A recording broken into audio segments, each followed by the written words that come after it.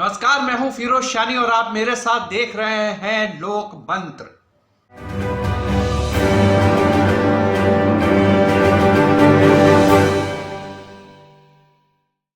कांग्रेस 2024 की जो आम चुनाव होने जा रहे हैं उसकी तैयारी में उसने कमर कस ली है।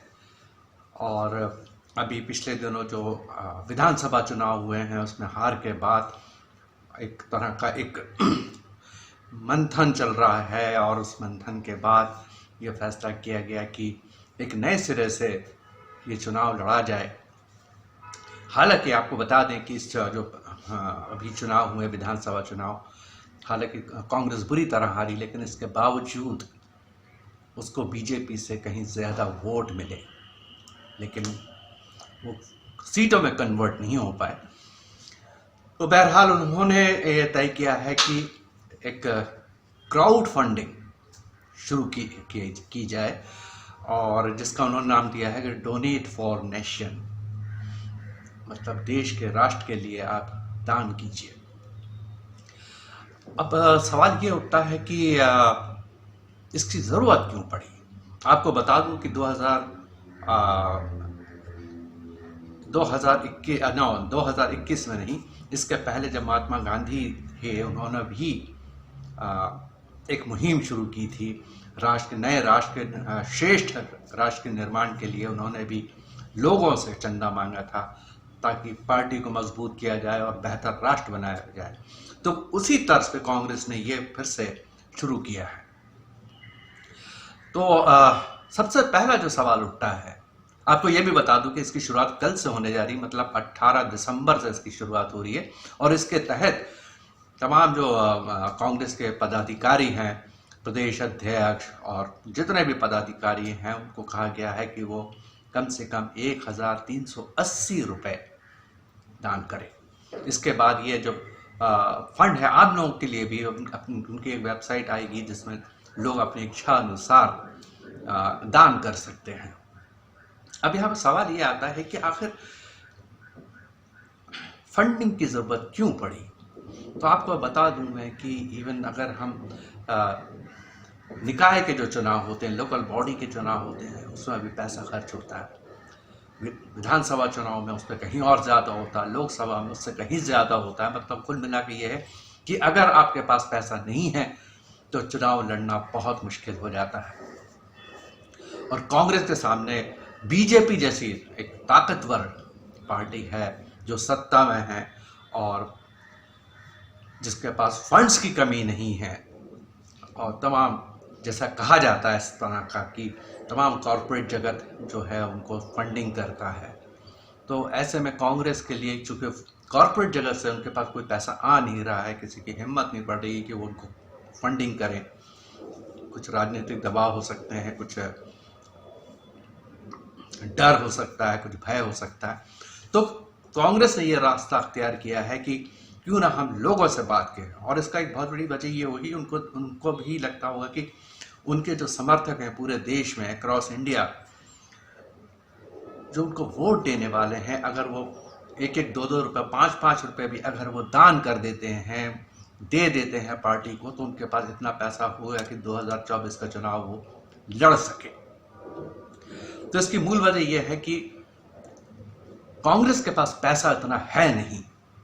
और जैसा कहा जाता है कि अभी तक जब राजस्थान और छत्तीसगढ़ में कांग्रेस की सरकार थी तो तमाम जितने भी इलेक्शन लड़े जाते थे, फंडिंग वगैरह सब वहीं से उसका इंतज़ाम किया जा सकता है, ऐसा कहा जाता है। इसका कोई हमारे पास पुख्ता सबूत नहीं है, ऐसा कहते हैं। तो बहरहाल अगर हम देखें कि इनका स्थिति क्या है दोनों पार्टियों के बीच में, तो मैं आपको बता दूं कि 2021-22 में जो पार्टियों का रिजर्व फंड था वो क्या रहा, तो वो उस पर हम नज़र डालते हैं। तो बीजेपी के पास 6041 करोड़ का रिजर्व था, 6041 करोड़ का, इससे कुछ ज़्यादा बल्कि। जबकि कांग्रेस के पास 763 करोड़ से कुछ ज़्यादा का रिजर्व फंड था। तो दोनों में इतनी ज़्यादा समानता है, कहाँ 1000 में है, कहाँ 100 में है। तो जाहिर बीजेपी जो है इसमें काफ़ी आगे है। और इसके अलावा अगर हम ये देखें कि एक साल में किस पार्टी की संपत्ति बढ़ी है, तो उसमें बीजेपी नंबर 1 पर आती है। बीजेपी ने की संपत्ति कई गुना बढ़ी है। तो इस पर भी अगर हम एक नज़र मार ले तो हम देखेंगे कि 2020-21 में बीजेपी की जो संपत्ति थी वो 4,990 करोड़ थी, जो 2021-22 में बढ़ के 6,086 करोड़ हो गई। इसका मतलब ये हुआ कि उसकी संपत्ति में 1,056 करोड़ का इजाफा हुआ, जो कि बहुत ज़्यादा है, बहुत ज़्यादा है। वहीं अगर हम कांग्रेस को नज़र डालें तो 2020-21 में उसकी जो संपत्ति थी 652 करोड़ थी उसकी, 6,091 करोड़ थी, जो 2021-22 में बढ़ के 805 करोड़ से कुछ ज़्यादा हो गई। और इस तरह से उसकी भी संपत्ति में इजाफा हुआ। लेकिन बीजेपी की तुलना में उसका जो ये इजाफा है ये बहुत ही कम माना जाएगा, महज 114 करोड़ का उसमें इजाफा हुआ। तो बहरहाल ये तो इन लोग की संपत्ति का हिसाब किताब था। फंडिंग शुरू हो गई, क्राउड फंडिंग जिसको कहते हैं। क्राउड फंडिंग के बारे में आपको मैं बता दूं कि आप आम जनता से मदद मांगते हैं, आम लोगों से मदद मांगते हैं।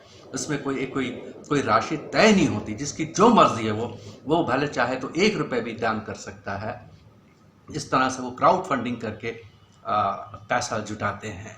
और अक्सर हम वेस्ट में, खासकर अमेरिका में देखें तो वहाँ पर भी क्राउड फंडिंग होती है। वहाँ पर कॉर्पोरेट फंडिंग भी होती है, ऐसा नहीं, लेकिन वहाँ पर क्राउड फंडिंग भी होती है, जिसमें उनके जो समर्थक हैं वो अपने हिसाब से, अपनी हैसियत के हिसाब से फंडिंग करते हैं।